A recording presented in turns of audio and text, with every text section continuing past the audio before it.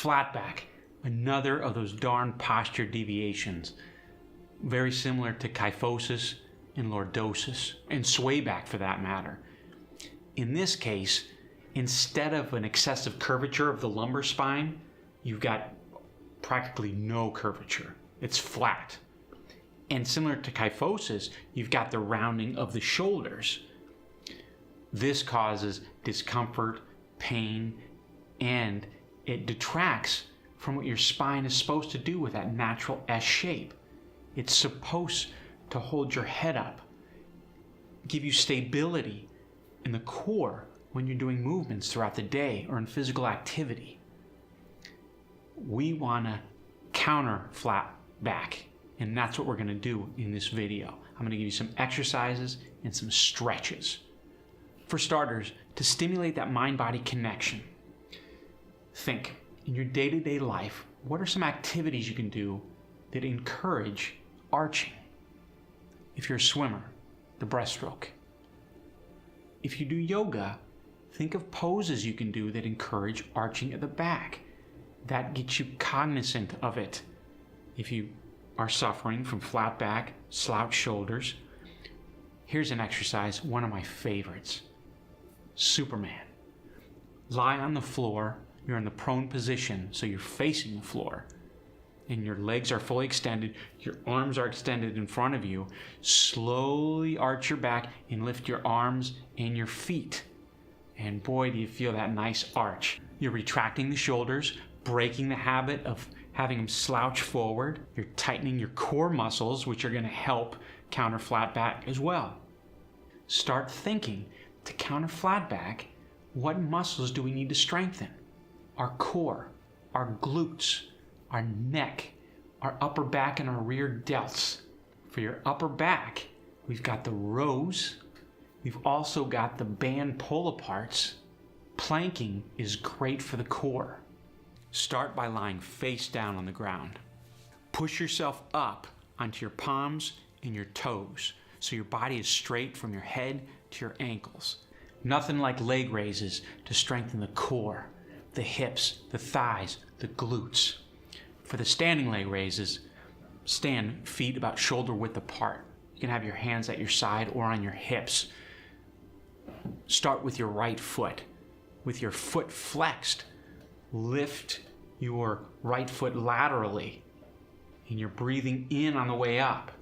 When you lower it back down towards your foot, that's adduction, you're breathing out. And then switch legs, do the left leg, move that out to the side laterally, breathe in on the way up. That's abduction. When you bring it back down toward your body, that's adduction. When you get the motion down and you're feeling constant tension throughout the entire movement, you feel the tension in your glutes, in your thighs, in your hips where you should, then maybe you want to add weight. Put on some ankle weights or use a resistance band. For the lying leg raises, you want to lie on your side, legs fully extended. And if we're going to start by raising our right leg, support your head with your left hand.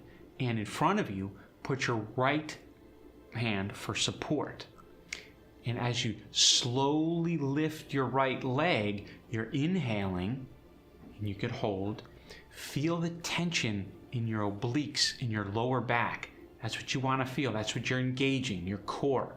And then lower it down, you're exhaling. And then your ankles are stacked. Muscles to stretch.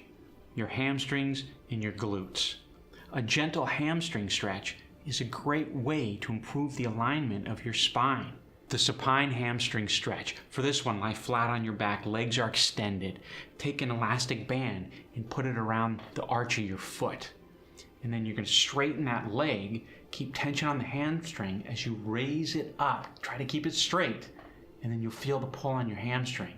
If you want to take it to the next level, keep pulling to the point where you can even reach out and touch your toe. Don't try that initially. That'll take some time.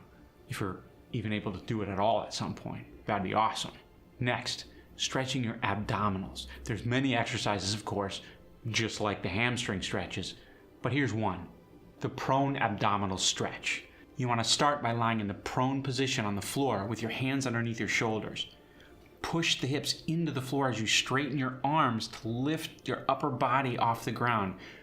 Puff your chest out and hold the stretch for about 20 to 30 seconds. Yeah, you're stretching your chest in addition to your abs. This is a great stretch for after your workout because obviously it's a static stretch. Remember, dynamic stretches prior to, static stretches after. Next one, the kneeling backward abdominal stretch. Get yourself into a tall kneeling position.